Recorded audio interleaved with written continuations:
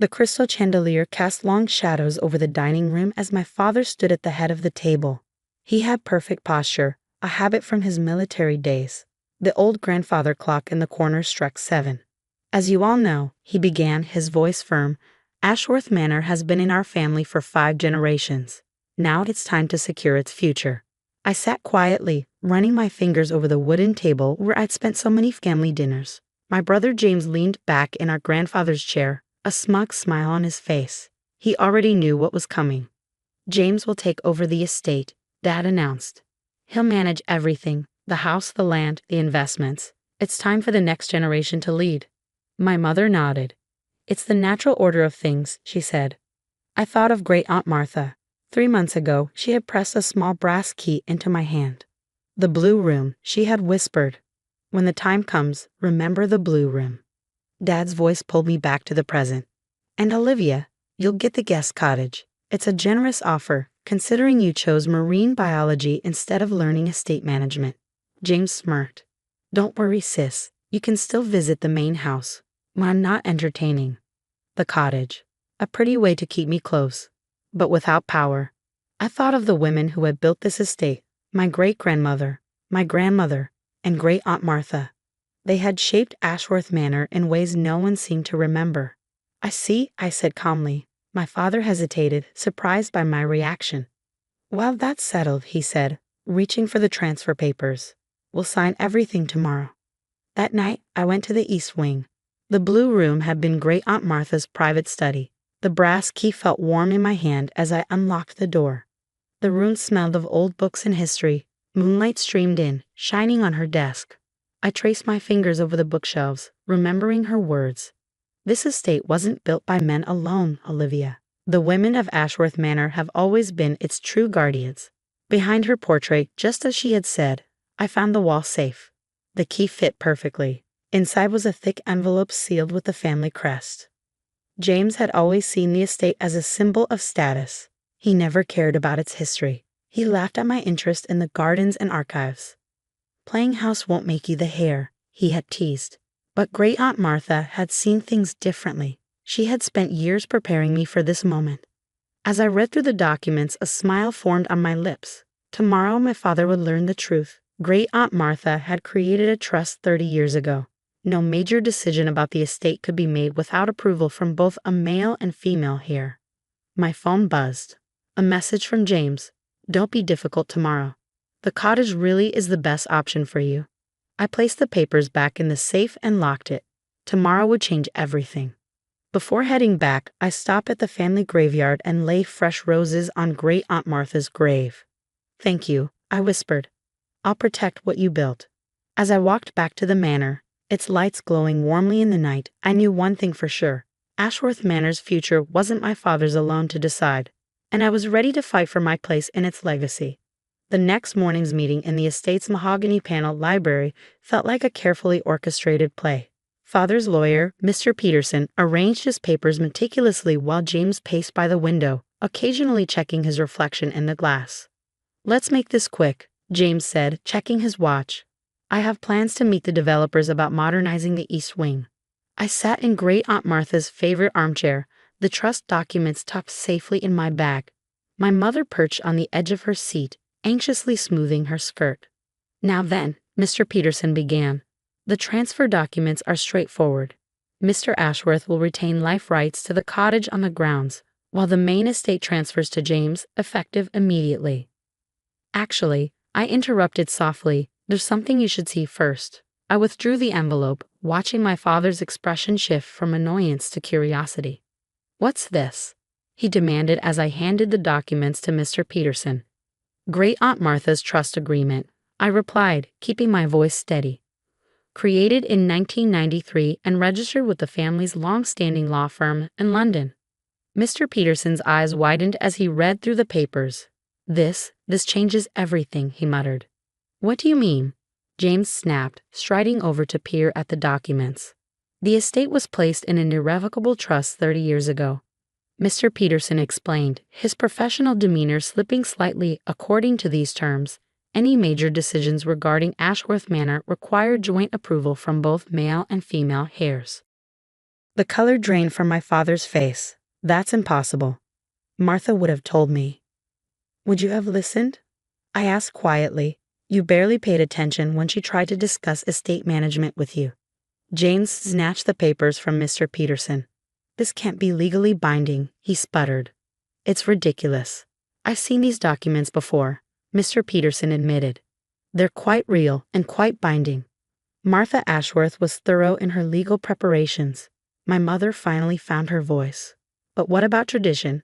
The estate has always passed to the eldest son. That tradition, I said, was actually broken several times.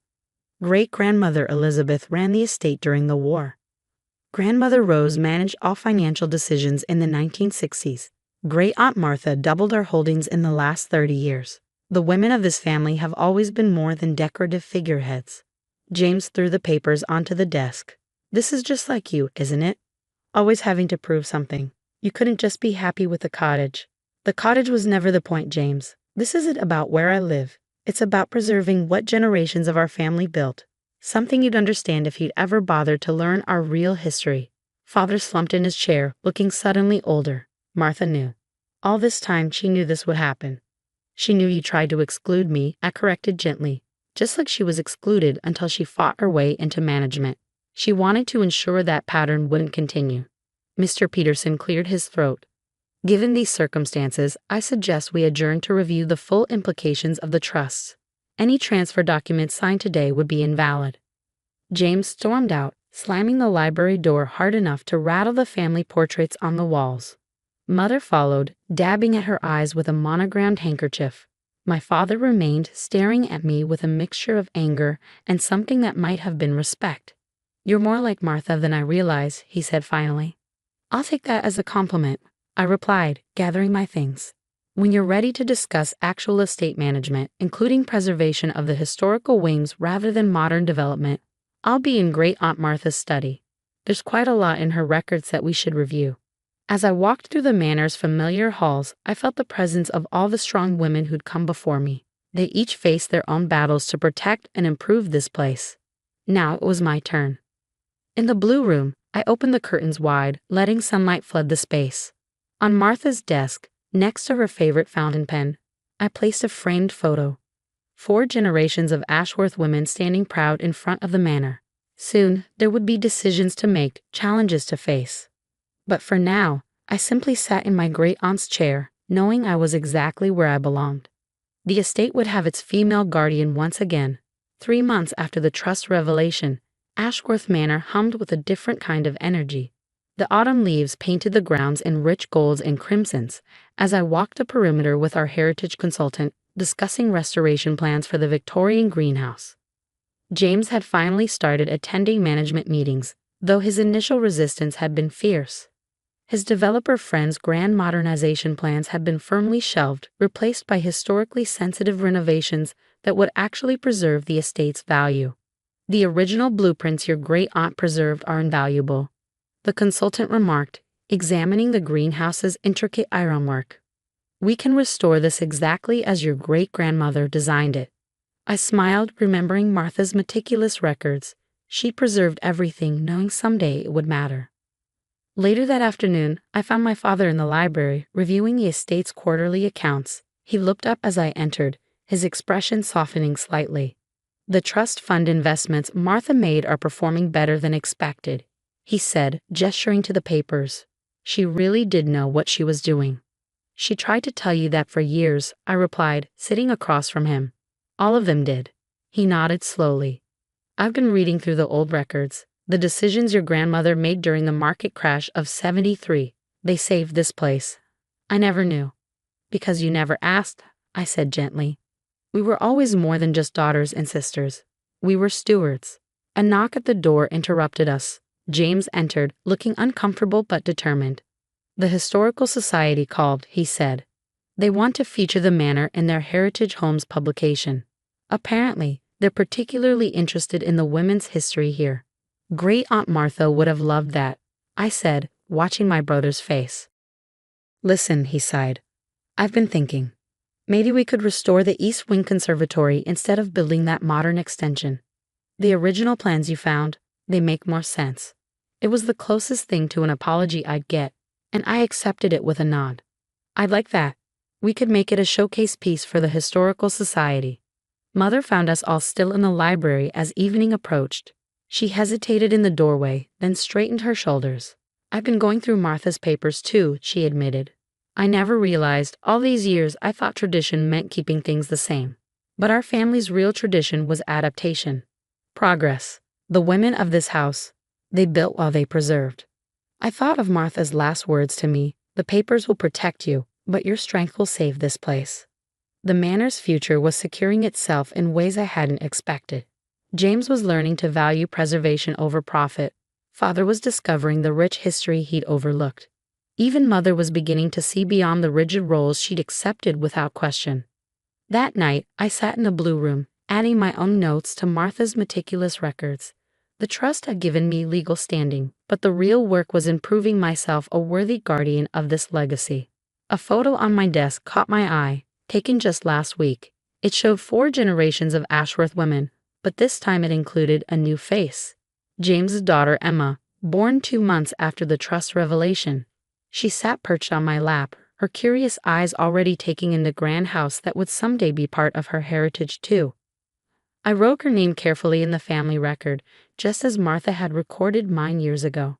The future of Ashworth Manor would need all its children, sons and daughters alike, to understand and protect its legacy.